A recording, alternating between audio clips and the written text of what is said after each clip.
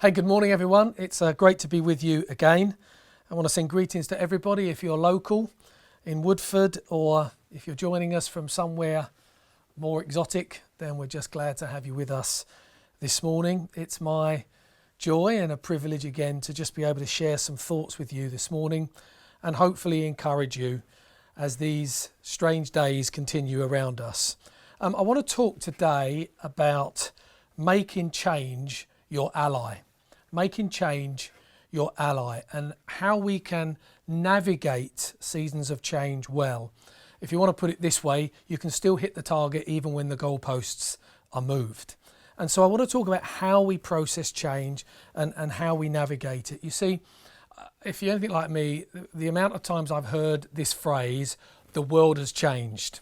Things are never going to be the same again. I've heard that so many times over the last few weeks. But of course, the reality is this is not anything that we haven't heard before. There have been many times in history where we've had those game-changing moments, those world-changing moments. Even as recent as 9/11, I remember the conversation was all about, the world's never going to be the same again. Now, of course, this word change is a very powerful and emotive word. It produces a wide variety of responses from fear, anxiety, dread, uncertainty, through to excitement, anticipation, maybe even relief. But the one thing we all know is that change is here to stay. We just have to make a choice as to whether we're going to make it our ally in life or our enemy in life. Whether we're going to fear change or whether we're going to factor change into our lives. Whether we're going to embrace it or whether we're going to resist it, whether we're going to let it shape us or we're going to shape it. But of course, the truth is we are all embracing change all of the time. Now, you may think that things remain the same in your life or in your body, but let me tell you, they are constantly changing. The best proof for that is for you to have a look in your bathroom mirror tomorrow morning when you get up and put a photograph of what you looked like 5 years ago, and you will realise things have changed. Things have gone south, more wrinkles, grey hair, and all of that. But our bodies are changing all of the time. Our bodies are amazing. I've got a few facts here. Our skin replaces itself every month. Our stomach lining undergoes a complete change every 5 days, which is kind of weird. Your liver changes every 6 weeks. And your skeleton is renewed every 3 months. So change is a natural, normal and healthy part of life.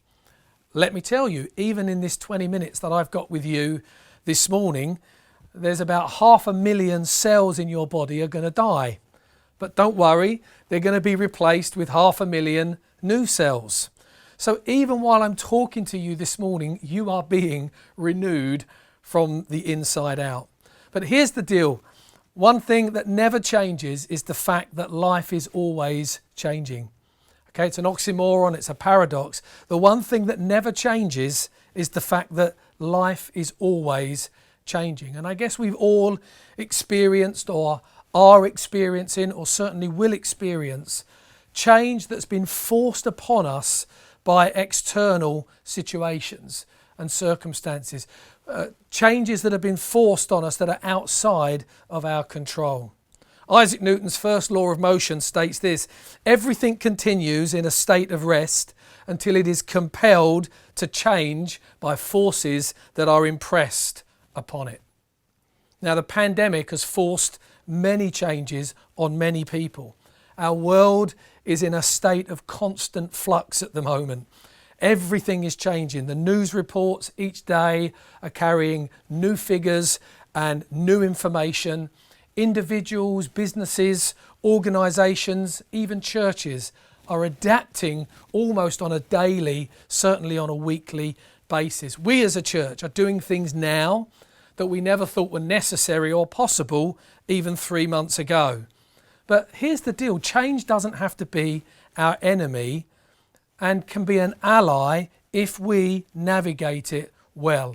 Even forced change that brings uncertainty can be an opportunity for something new to happen in our lives. So the issue is not going to be whether things will change or even how things will change. The real issue is how will we navigate this change.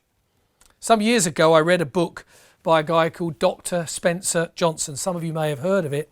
It's called Who Moved My Cheese?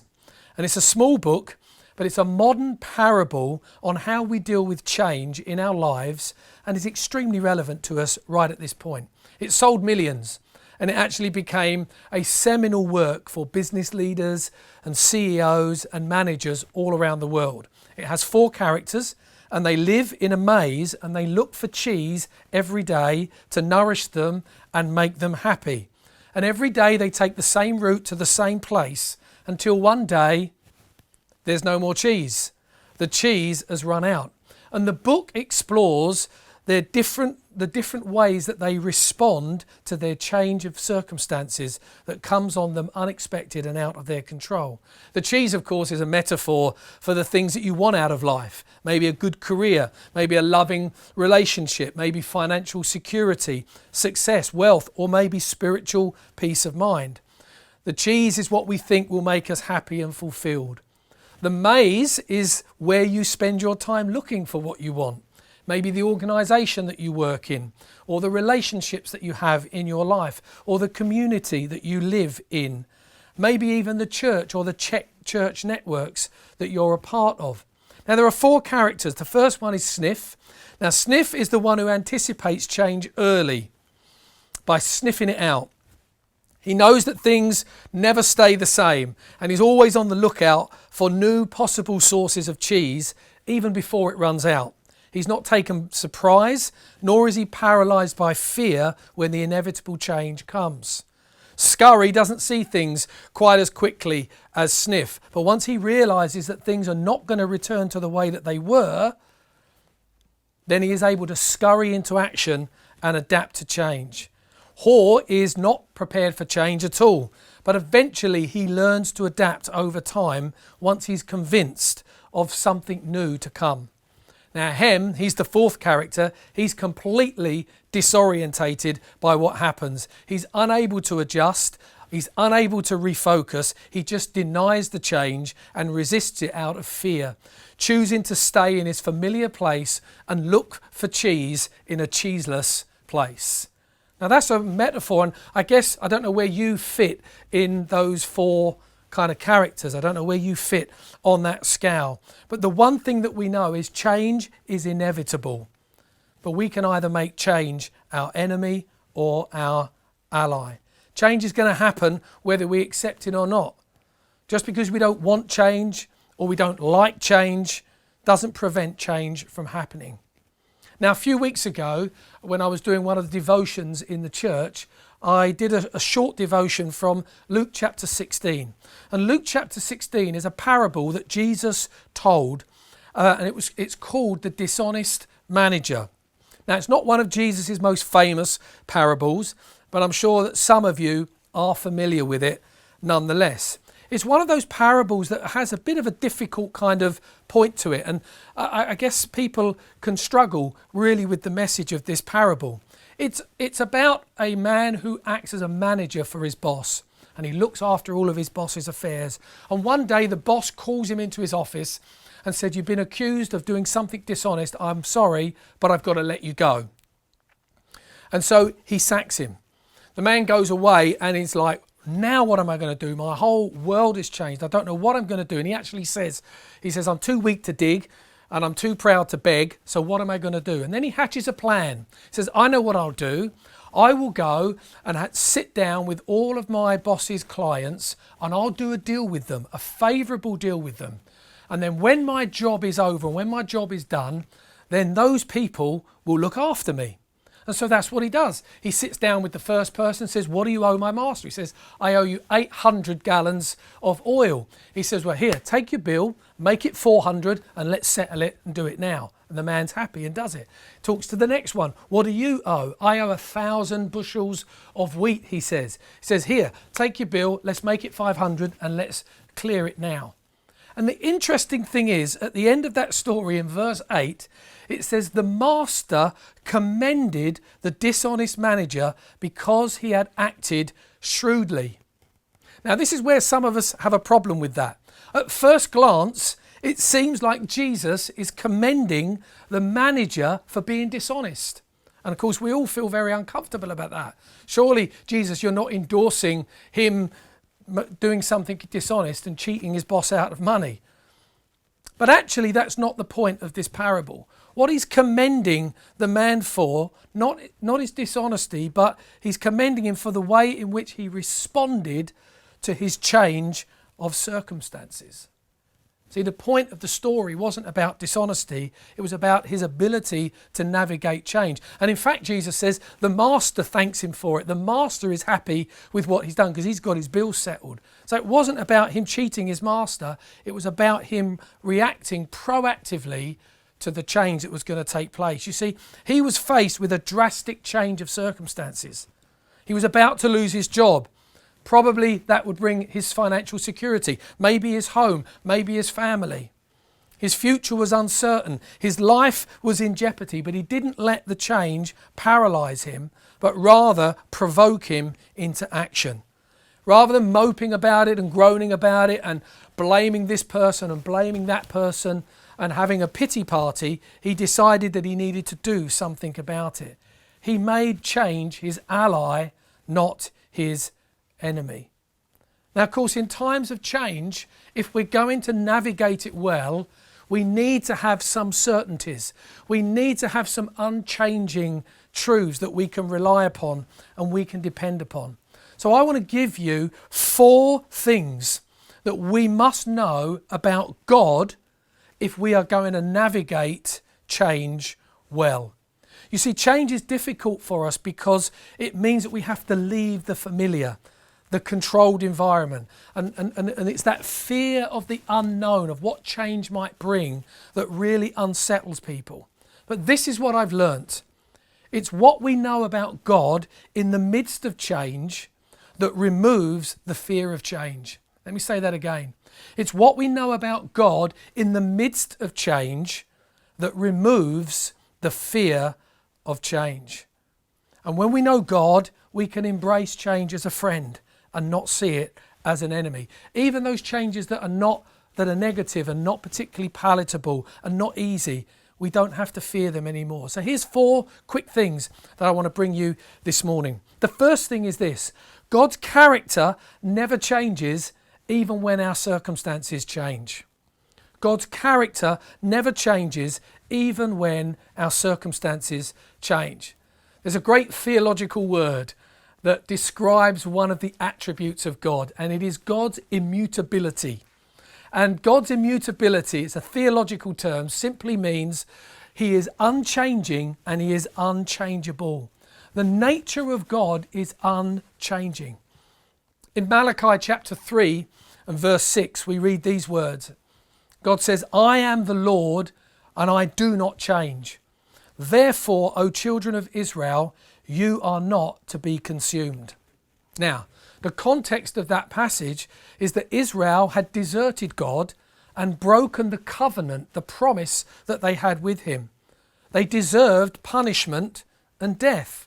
God had every right to renege on the promise. He had every right to renege on the covenant. But God said, no, I have made a covenant with you, and my promise is that I will bless you. And even though the circumstances have changed, and even though you have moved the goalposts, because of my nature and my character is always constant and always consistent, then I will continue to love you and I will continue to fulfill my promise. That's an amazing thing. That means that even though the nature of the relationship had changed and the people of Israel had let God down, he said, you may have changed, your attitude to me may have changed, but my attitude to you remains unfailing and unchanging. I read this quote, I think it's a great quote. God cannot change, because if God changes for the better, then he was not fully God before. And if God changes for the worse, then he becomes less than God. In James chapter 1 verse 17 we read these words, "Every good and perfect gift comes from God above, who does not change like the shifting shadows." You see, God is not changed by change. Change doesn't affect him. He is immune to change. And centuries go by and cultures go by and fads and fashions come and go. But God's nature, his sovereignty and his power is eternally constant and consistent. So in the midst of all the change that's going on around, we can look to him as our constant and say, it may all be changing, it may all be in a state of flux, but I know that God's character is unchanging.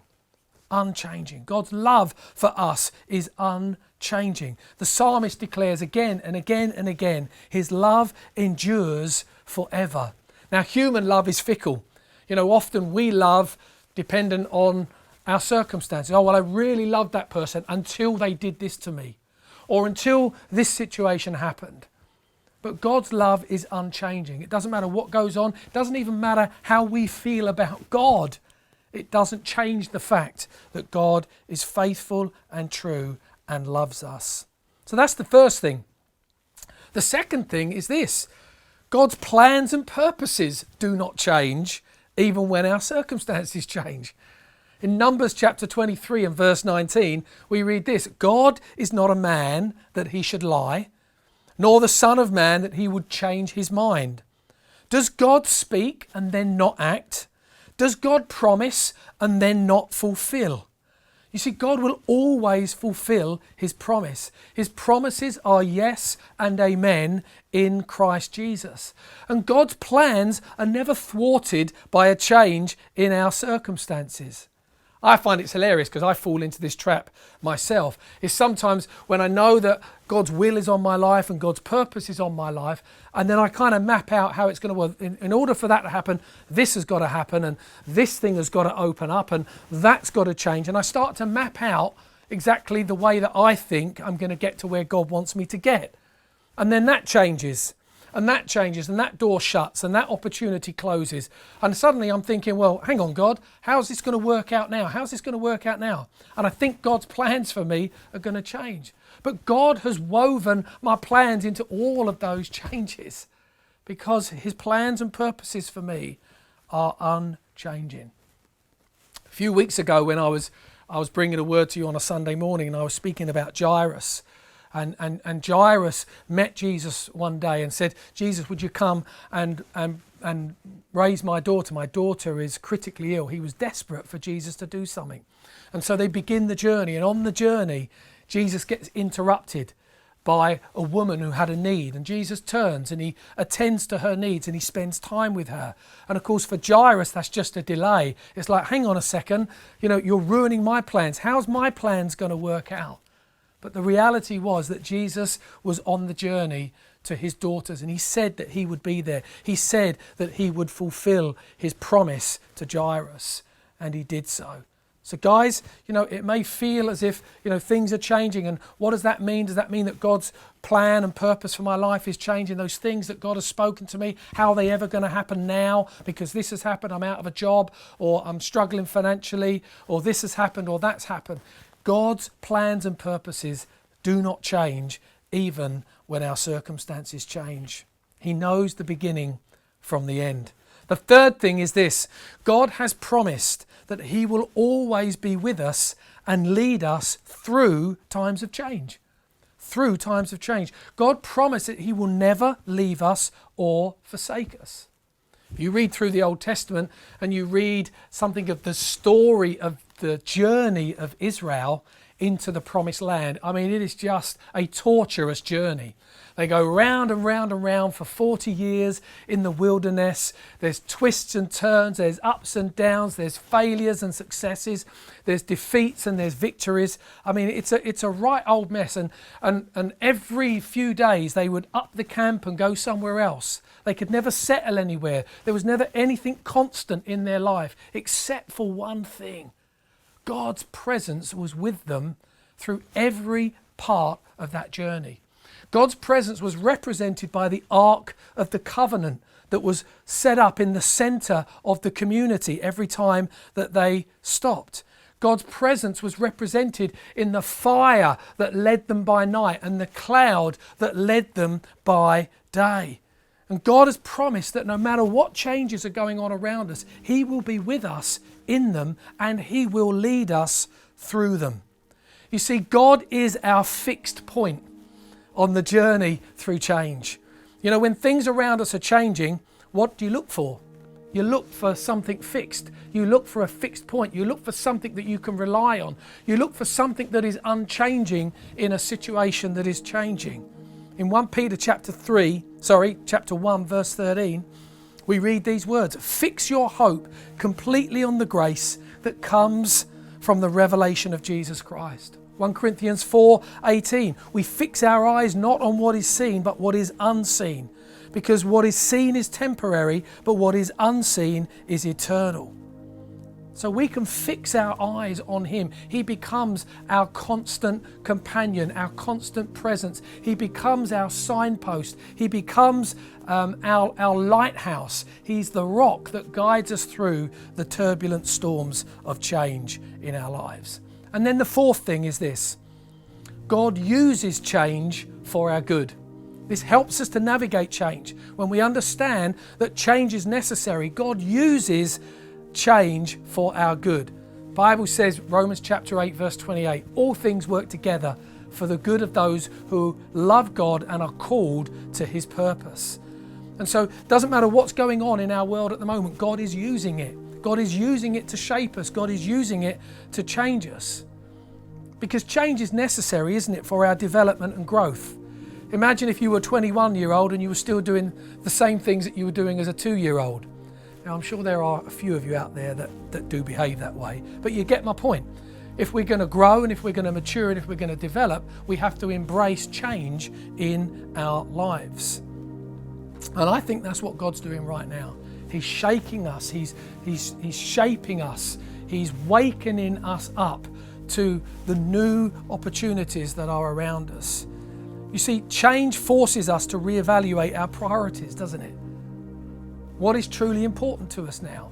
I remember the story of the Titanic, where people would crawl over, chests full of jewellery and diamonds just to grab a couple of oranges. In that moment, their priorities were changed. We are having a new appreciation of the things that we're missing.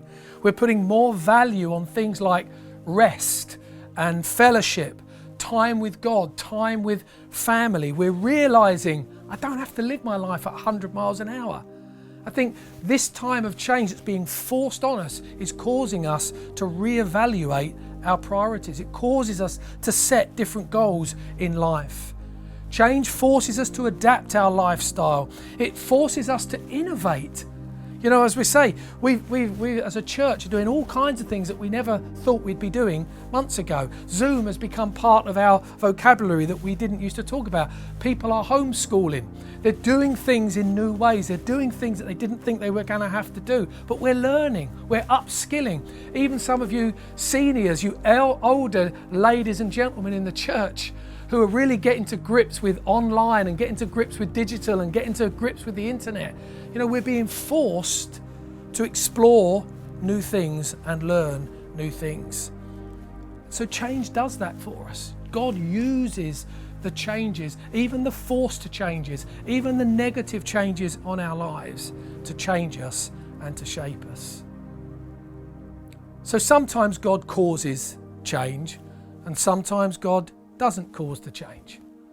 But the thing that God always does is use change for our good. So I finished with that this morning. When God is your anchor, you have nothing to fear in these changing times. Change is not our enemy. Change is our ally. Change is our friend.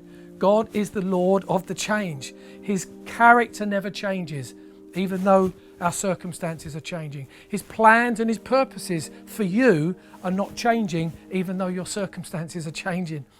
God has promised He will lead you through these changes, even these frightening challenges, these scary changes that are taking place. God says, hey, I am with you. I'm your constant companion.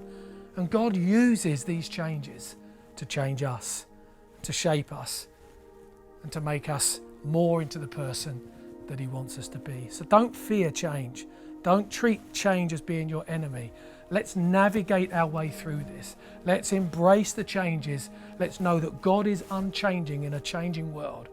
And let's be safe and secure as we move forward through this. And let's grow in our faith and in our understanding of God and his purposes for our lives. Hope that's been helpful to you guys. God bless you. Enjoy the rest of your day. Amen.